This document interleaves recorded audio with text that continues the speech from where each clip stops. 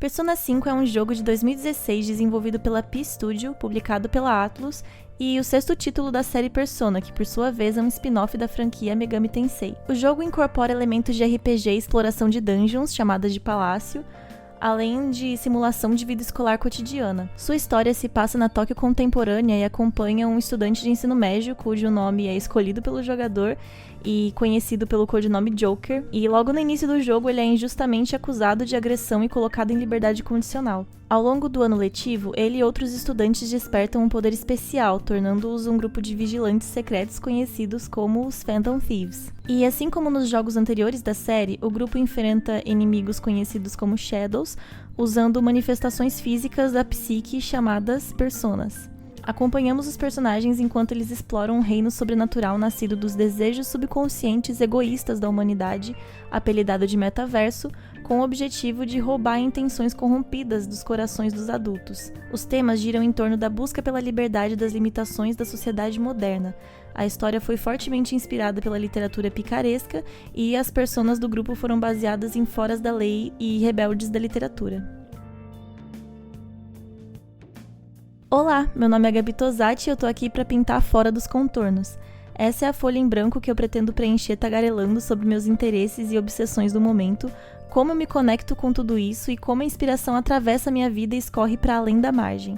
Aqui é o espaço onde eu pretendo transformar pensamentos em traços, traços em reflexões e monólogos em conversas. Para contribuir com essa última parte, por favor, deixe seu comentário me contando como você se relacionou com o que eu vou criar aqui nesse episódio. O ponto é manter a inspiração numa reação em cadeia, então por favor me inspire também. E é isso, sejam bem-vindos ao primeiro episódio do Contra Contornos. Estou aqui fazendo essa estreia do meu podcast solo. Eu espero que vocês gostem, ele é uma mistura de podcast e videocast com speed paint, então vocês podem estar assistindo o processo que eu vou estar desenvolvendo de uma arte baseada no assunto que eu vou estar falando. A proposta não é necessariamente ficar bom, é justamente eu poder explorar visualmente novas soluções e ideias de forma solta e livre, da forma como eu me relaciono, né, com o assunto em si. Então, fiquem à vontade para assistir enquanto eu falo, mas caso você queira só ouvir, né, também vai ser um programa sobre a forma como eu trago essas mensagens de obras, mídias, né, coisas que eu gosto para a minha vida pessoal. Muitas vezes, inclusive, colocando um foco principal em como isso me inspira criativamente, que soluções criativas eu posso tirar dessas coisas. Enfim, eu espero que vocês gostem e eu tô fazendo isso muito na intenção de colocar uma coisa minha no mundo e poder ter esses diálogos e conversas com pessoas novas e compartilhar dos meus pensamentos, então é uma coisa bem pessoal. Peço que vocês tratem com carinho, tá? Enfim. E como eu falei, né, no episódio piloto, eu ainda não sei fazer muita coisa, então isso tudo é um processo bem inicial, vocês vão estar acompanhando aí esse desenvolvimento e aprendizado meu em relação a tudo que eu posso fazer, né, o potencial que eu posso alcançar em relação a isso, mas a minha intenção é, de fato, manter isso aqui com uma certa frequência, manter os episódios saindo regularmente. Então, por isso as artes, inclusive, não podem ser tão complexas, eu preciso realizar isso em meio à minha vida, né, nos trabalhos e tal, então eu espero a compreensão de vocês. Eu quero começar esse episódio, primeiro de tudo, assim, mandando um abraço já, um abraço pro meu amigo Odeio PP, sim, o Odeio do Vortex, se vocês ouvem outros podcasts, famosíssimo, né, uma estrela na podosfera. E o Odeio é um amigo pessoal muito querido e no ano passado no finzinho do ano passado, a gente tava conversando e eu falei que eu tinha muita vontade de jogar Persona, que ele é obcecado, né? Ele e a Kat são muito obcecados por Persona. E falando sobre isso, ele deu a louca e me mandou. Ele simplesmente me mandou a versão física de Persona 5 Royal, inclusive. E assim, até agora eu tô tentando superar esse momento. Eu não sei como é que eu vou conseguir um dia compensar por isso. Eu sou eternamente grata e devota à existência do Odeio. Então, Odeio, muito obrigada mesmo por isso. Sei que você tá ouvindo, né? Porque com certeza eu vou te mandar esse episódio e dedicar ele pra você também por partes, porque não existiria, né, esse episódio todo e essa minha paixão toda se não fosse por você, que, né, enfim, é um amigo bom demais pra esse mundo. E eu vou parar de falar disso porque senão vou ficar aqui agradecendo pra sempre. Minha vontade de ficar agradecendo pra sempre, né? Enfim, ganhei Persona do Odeio. Estou jogando desde, dezembro do ano passado. Eu lembro que foi bem na época da virada de ano. E isso estragou minha vida, né? Porque eu não consigo gostar das coisas de um jeito normal. Eu começo a me obcecar de um jeito doentio mesmo, assim. E aí eu lembro de estar na festa de Ano Novo, ansiosa pra voltar pra casa pra poder jogar Persona. E agora, atualmente, né, não sei quando esse episódio vai sair, mas atualmente a gente tá em março de 2026 e eu ainda não terminei o jogo porque eu estou saboreando ele muito lentamente, assim, eu sei que é uma coisa que eu vou sentir muita falta quando eu zerar, e então eu não quero acelerar esse processo, por mais que Persona, né, tem 50 mil coisas pra fazer, é uma infinidade de possibilidades, mas eu quero poder jogar com calma, fazer tudo com calma. Eu tô indo pro terceiro palácio agora, então eu nem sei em que ponto do jogo eu tô, porque eu evito ficar pesquisando muitas coisas, porque eu odeio spoiler.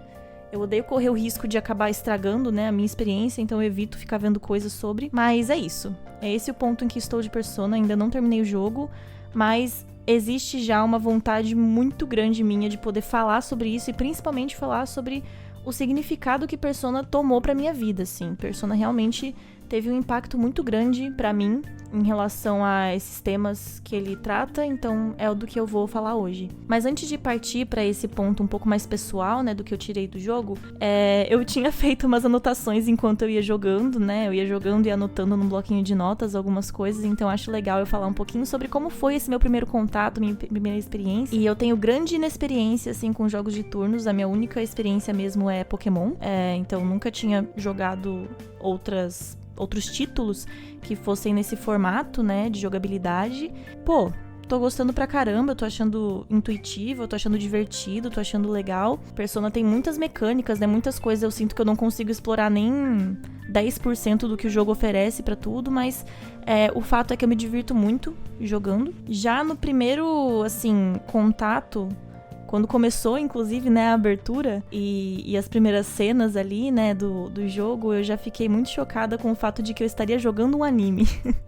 Porque eu sou muito fã de anime. Eu não fazia ideia que Persona tinha essas cutscenes, assim, feitas em anime, né, que tinha uma abertura. Então, a sensação é que realmente eu ia poder estar com as rédeas do destino desse personagem, né? O que é uma coisa muito legal. Eu fiz uma associação meio que imediata, assim, com Lupin III, que é uma série de mangá, anime dos anos 60, do Monkey Punch, que inclusive foi precursor em muitos clichês subsequentes que surgiram nesse mundo, né, de anime, mangá e produções japonesas. Eu sou muito fã de Lupin, eu sou obcecada também com essa franquia. E acho que por conta da narrativa e também de ter, né, esse toque que depois eu vou falar com um pouco mais de profundidade, mas desse toque de um jazz, né, uma parada meio jazz no ar, assim, e se tratar de personagens que estão à margem das expectativas, né, da sociedade, me lembrou muito Lupin. E tem referência direta também com Arsène Lupin, né, que é uma série já mais antiga ainda, que foi o que inspirou Lupin III também. Então, muito legal ver essa sequência aí de inspirações. Imediatamente já fiquei maravilhada por fazer essas associações já tão de cara. E aí vem, né, o choque e a surpresa de ver o quanto a direção de arte desse jogo e as escolhas criativas que ele faz são impecáveis. Eu vou usar um momento desse programa aqui pra ficar falando só sobre isso, porque, nossa, que parada fenomenal. Nunca vi nada assim, foi uma coisa muito específica, muito autêntica, muito diferente de várias outras coisas que eu já tinha visto. Uma mistura de influências e de inspirações e de soluções visuais muito, muito particular de Persona, e por isso, inclusive, eu tô maluca pra jogar os outros jogos. Eu não mencionei isso, né, mas é o primeiro jogo de Persona que eu jogo, Persona 5. Não joguei os outros, eu não sei como é, mas definitivamente eu vou querer explorar e adentrar muito mais nesse universo de Persona pra saber como são, inclusive, as soluções criativas que os outros jogos oferecem, como elas se relacionam com a narrativa, com o argumento desses jogos, que eu não sei se é tão parecido assim com esse, eu não sei quais são as relações diretas ou indiretas, enfim. Mas simplesmente obcecada por tudo, assim, que envolve Persona desde muito início. E aí essa relação, né, que o visual faz com esse argumento sobre rebeldia, subversão, a importância do posicionamento individual pro coletivo, que Persona já traz desde o momento 1, isso tudo pra mim é incrível. Eu sou uma pessoa que gosto muito de olhar de forma política e aprofundada para as obras, né? O que elas querem dizer sobre o mundo, sobre a sociedade, sobre... É isso, né? Tudo que você coloca para fora, tudo que você comunica, arte é comunicação, arte é fala. Essas expressões, elas trazem com elas imbuídas, né? Essas ideias sobre o mundo e como ele funciona e traduzem muitas vezes os pensamentos desses autores ou autor, né? E Persona deixa isso escancarado pra gente. E aí também quero fazer alguns highlights pra algumas anotações que eu fiz enquanto eu tava jogando, né? Que foram highlights incríveis. Eu anotei, nossa, todo mundo é escroto comigo nesse caralho dessa cidade. Também anotei, amei morar numa cafeteria, achei aesthetic, Tumblr Girl fanfiqueira. E, meu Deus, o boy pegou um vírus no iPhone e não tá nem aí, não leva pro técnico nem nada. Ótimas anotações, né? Enfim. E que eu shippo o loirinho com o Odeio PP. Eu não mencionei. Eu nomeei o meu personagem, né, que é o Joker, que o personagem do Joker não tem nome, você vai colocar o seu nome pro personagem, né? E aí eu coloquei Odeio PP em homenagem ao querido que me presenteou o jogo, né? Ao Divo que fez isso aqui acontecer. Então, é isso, eu shippo o Ryuji com o Odeio PP. É engraçado porque eu vou ter que ficar chamando o personagem pelo nome do Odeio, porque pra mim ele é o Odeio PP, né? Enfim. E aí eu já quero contestar isso aqui, ó. Primeira crítica, que eu acho que na verdade é a única crítica que eu tenho em relação à Persona. Cara, jogo homofóbico, não deixa a gente ficar com homens. Isso pra mim é um absurdo, não tem como eu viver ali a minha skin Fujoshi, não tem como eu viver ali o romance homossex que eu mais gostaria, que é o Ryuji com o Odeio. Tipo assim, cara, vai se ferrar. Esses personagens têm muita química, não é possível. Mas, já que não tem como, né, a minha crush até agora é a Makoto. Já que não tem como eu pegar o Ryuji, aí a gente vai na Makoto, né, porque é uma maravilhosa também. Não é como se faltassem opções. Também outra coisa que eu anotei e que eu achei muito interessante e legal sobre Persona é como Persona bagunça e subverte muitas expectativas que a gente tem em relação a jogos ou formas narrativas no geral, né? Eu sinto que a narrativa fugir do linear, assim como todos os outros direcionamentos, né, que Persona oferece, são muito inesperados e uma surpresa extremamente positiva. Eu gostei como existe essa mistura aí de passado, presente, daí você volta pro passado, que no caso é o presente, meio bagunçado, mas é isso. Persona é bagunçado intencionalmente, calculadamente, e isso é perfeito. Outra coisa que eu anotei também é que as personas, elas me lembraram demais os stands de Jojo, que com certeza, né, é uma inspiração direta pra mim. Isso é ótimo, porque eu sou fã de Jojo também. Acho a parada dos stands de Jojo uma das coisas mais legais, né, e que inclusive inspirou muitas outras obras. Persona com certeza faz parte disso. E também o fato delas serem formadas pelo subconsciente me traz uma vibe meio junguiana, assim, muito massa, ainda mais porque eu tava lendo um livro do Carl Jung recentemente, nem sei se é por causa disso que eu fiz a associação, mas pra mim tem tudo a ver. E pra terminar, né, personagens completamente estilosos, não tem como não se apaixonar por cada um deles. Que é isso? É tudo, absolutamente tudo. Todas as escolhas dentro desse jogo são muito, muito charmosas. Já fico imediatamente comprada e vendida, e minha alma agora é de Persona. E definitivamente uma das coisas que mais me fascinou em Persona foi a estética do jogo e como ela por si só já é um manifesto político de subversão. Ela traz aquele toque visual muito característico do punk, bem Jamie Reed, assim, com uma interface bagunçada, caótica, cheia de contornos bem marcados, uso da arte stencil, textura, caixas de texto pontudas e que lembram essas colagens e recortes meio irregulares de jornal, assim, né? Tipografia bem agressiva, muito preto, vermelho em contraste com o branco. O caos é a identidade de Persona, ele grita contra a opressão e a ordem, que muitas vezes é esperada e valorizada quando se trata de interface, né? A gente pensa em interface e a gente quer uma coisa que seja fácil, que seja simples, pelo menos dependendo aí, né, da intenção, mas o jogo sendo essa expressão tão forte e trazendo essas mensagens tão fortes me cativa demais. E eu, como uma pessoa maximalista, eu tenho orgasmos visuais toda vez que eu abro esse jogo. Que coisa linda, meu Deus. E apesar disso, definitivamente não é confortável olhar pra tela de menu, mas não é exatamente sobre isso que o jogo quer tratar? Não é a intenção? O desconforto da rebeldia, de mergulhar nessa desordem, a dor que isso causa aos olhos dos que se dizem certinhos, politicamente corretos, que andam na linha, que são pessoas direitas, né? Enfim. O Masahiro Sakurai, o diretor da série do Super Smash Bros., inclusive outro jogo que eu amo e que também não tem a interface mais confortável do mundo para se olhar, justifica essa bagunça visual de uma forma simples numa análise que ele fez sobre design de interface para jogos, falando que clareza sozinha não necessariamente faz uma boa UI. E cada elemento visual, incluindo essa estética para os menus, né, essas caixas de diálogos e opções, não estão ali só para servir a usabilidade, mas a experiência emocional que o jogo busca criar com o jogador. Persona, ele é o oposto de limpeza, de padronização, de minimalismo, conforto. Dá pra notar claramente como os devs incorporaram elementos transgressores da subcultura punk britânica dos anos 70 e 80 em todos os elementos desse jogo. Movimento esse que trouxe em peso o conceito do DIY, né, o do it yourself.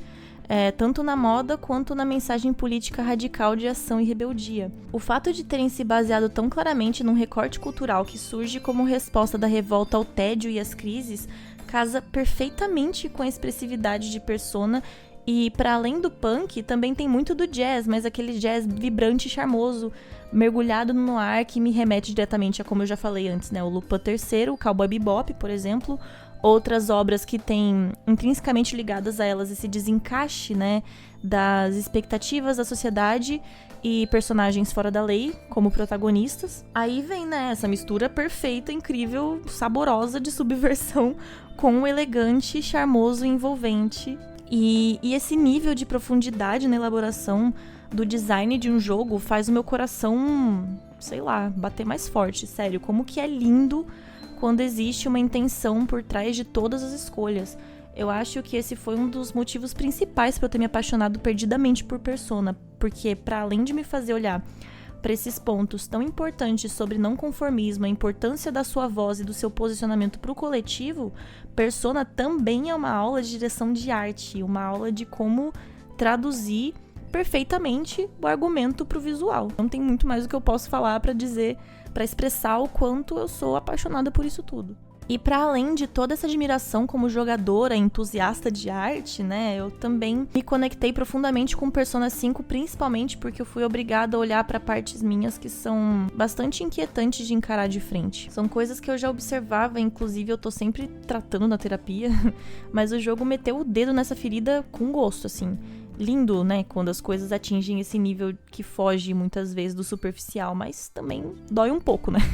O ponto é, diferente dos personagens, eu tenho uma dificuldade muito grande pra defender as minhas próprias convicções e ideais. Eu acho que isso vem de uma mistura de coisas na minha vida, inclusive quando se trata de um recorte de gênero, sobre ser exigida uma espécie de obediência das mulheres, no geral, desde muito pequenas. É meio triste, mas é essa a realidade, né? O valor que é atribuído desde muito cedo pra gente é o de ser comportada. Que essa qualidade, entre muitas aspas, né, nos faz melhores, crianças mais exemplares, meninas mais admiradas, mulheres mais desejadas. E ao longo da vida eu aprendi que eu ia ser punida ou castigada se eu não andasse nessa linha, se eu não seguisse esse ideal de comportamento, se eu não aceitasse as coisas como elas são, né, enfim. E nesse processo, a gente acaba aprendendo a fechar os olhos, né, para injustiças que acontecem com a gente ou com o mundo, para assuntos difíceis, para aquela situação complexa em detrimento de autopreservação. Daí vem o medo e a insegurança de bater o pé e ser firme nas coisas que eu acredito. Não é tanto sobre as dúvidas quanto a essas construções de pensamento crítico ou de alinhamentos políticos, de consciência, mas muito sobre a forma de como isso atinge os outros ou a forma que isso tudo ganha quando essas ideias são colocadas no mundo, sabe? As pessoas, no geral, elas não gostam que você se meta, elas não gostam quando você toma uma postura firme, não gostam que você seja um inconveniente.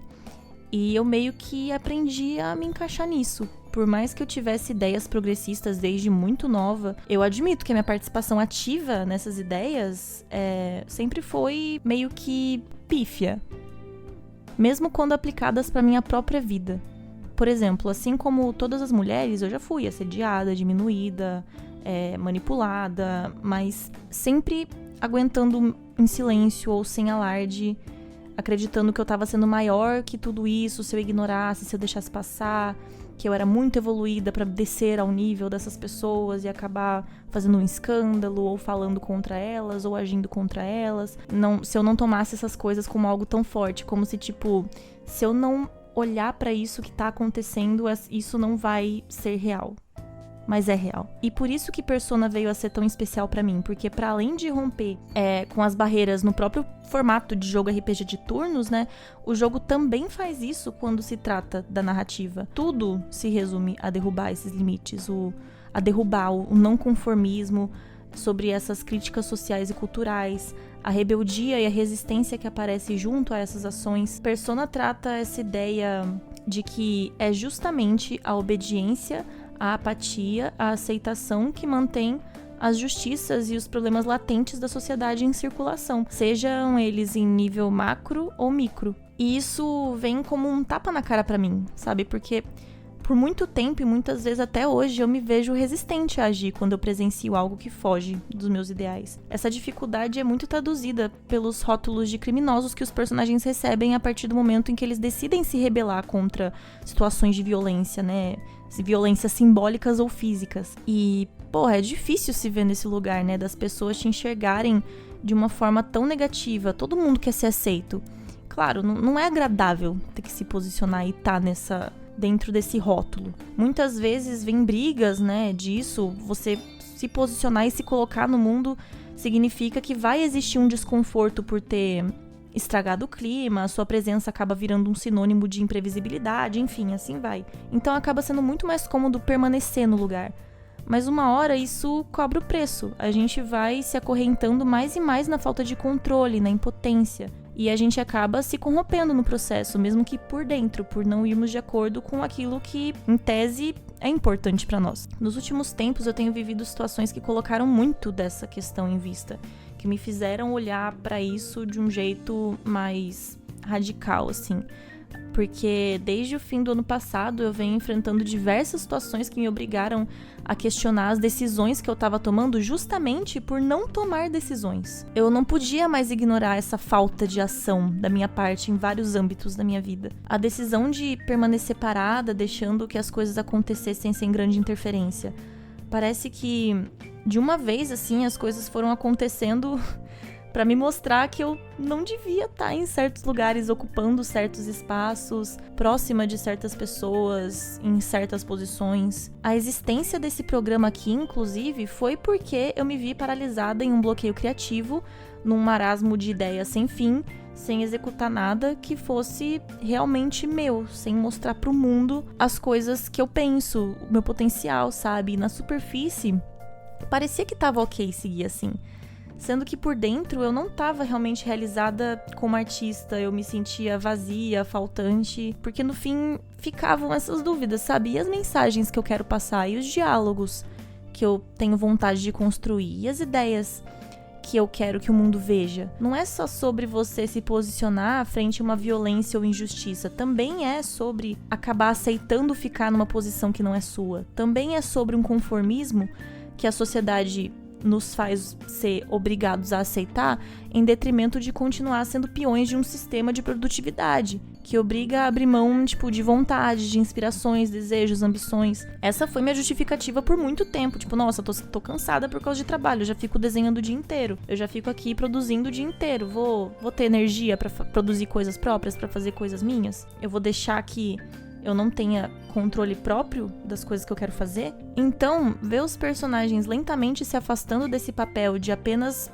serem mais um, assim, dentro de um rebanho que tá sendo levado em direção à apatia, ao medo, à insegurança, pra, no fim, assumir posturas firmes de subversão contra isso, indo de encontro com os objetivos dele, os ideais deles com integridade, foi bem chocante pra mim, sabe? Até porque eu comecei a jogar justamente enquanto todas essas coisas estavam acontecendo na minha vida. Foi impossível não fazer essa ligação. Até a parte mais slice of life do jogo acontecer no meio de tanta loucura e maluquice dentre as gameplays, né, dos palácios, nas cenas de batalha mesmo, se conectaram com essa coincidência. Quando a gente tá planejando atos revolucionários de grande ou mínima escala, a vida continua. No fim é isso. Rebeldia não é um ponto isolado.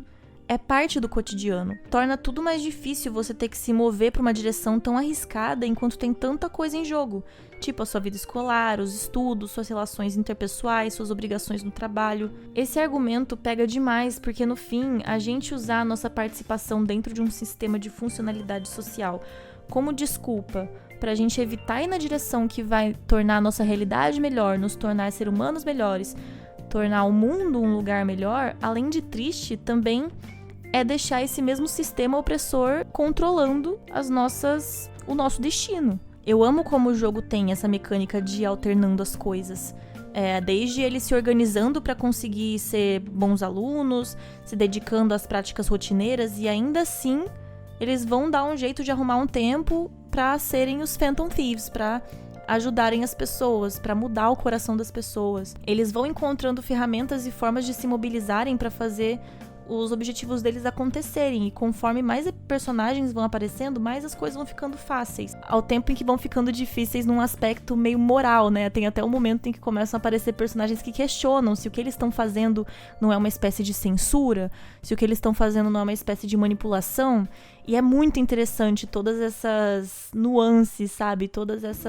Essa complexidade, assim, moral que eles oferecem. Mas é isso, os personagens vão aparecendo, vão compondo e vão contribuindo para essa mobilização, né? Tem o personagem que ajuda a recolher as missões, o personagem que vai melhorar as armas, o personagem que vai dar itens úteis, né, pros assaltos, e assim vai. E isso, de verdade, assim, me ensinou tanto. Ver os personagens lidando com tanto e ainda assim arrumando tempo para estarem juntos nas missões me fez pensar muito sobre as minhas prioridades, as batalhas que eu escolho, o que eu devia estar mantendo presente na minha vida como foco. E aí Persona entrou na minha vida nesse momento em que tudo tava virando de cabeça para baixo. Eu tinha, né, a opção de continuar e seguir como tudo tava, aceitar o meu desconforto para poupar o das outras pessoas de passarem por isso, mas a inspiração que eu tirei dessa expressividade exacerbada de Persona em todos os sentidos, acabou vazando pra minha vida. E por mais besta que possa ser eu dizer isso, em alguns momentos eu me peguei pensando, tipo, será que eu tô sendo mais como aqueles NPCs que ficam cochichando, assim, enquanto tudo tá acontecendo, só compondo o cenário, deixando as coisas acontecerem sem tomar qualquer espécie de agência, posicionamento perante essas situações ruins? Ou eu sou como os Phantom Thieves que dão a cara a tapa e se arriscam porque eles querem mudar o mundo, querem mudar a realidade, tanto deles quanto das outras pessoas, e ficam mais e mais poderosos com a experiência que eles acumulam no processo, né? E é isso, eu decidi escolher o lado difícil. E eu ainda tô no processo de ficar indo de encontro com a parede, batendo a cabeça na parede, às vezes sentir dúvida, principalmente ter muito medo. Eu já chorei, assim, de perceber o quanto eu fico com medo de agir, de fazer as coisas, sabe? Mesmo que isso seja pro melhor. Mas é muito bom eu sentir que eu tô avançando, independente disso. Eu acho que essa é a melhor coisa que a gente pode tirar da relação que a gente cria com formas de arte, mídias, artistas, autores, personagens, histórias. Porque, no fim das contas, os melhores personagens, pelo menos pra mim, são aqueles que dobram as minhas expectativas. Eu sempre amei esses desajustados, os inconformados. E politicamente, eu acredito demais na máxima que você não escolher um lado é sim escolher um lado. E agora eu tô escolhendo o meu, que é sempre ir de acordo com a minha verdade, doa a quem doer. Provavelmente vai doer pra mim também, mas é isso. É preciso coragem pra ser desobediente. Se você gostou desse episódio, não se esqueça de conferir meu trabalho nas redes sociais, que estão bonitinhas ali na descrição. E se você quiser acompanhar mais das minhas reflexões e esboços, assine minha newsletter no Substack. E a gente se encontra fora dos contornos de novo na semana que vem. Muito obrigada por terem ouvido até aqui. Espero que tenham gostado. E é isso. Um beijo.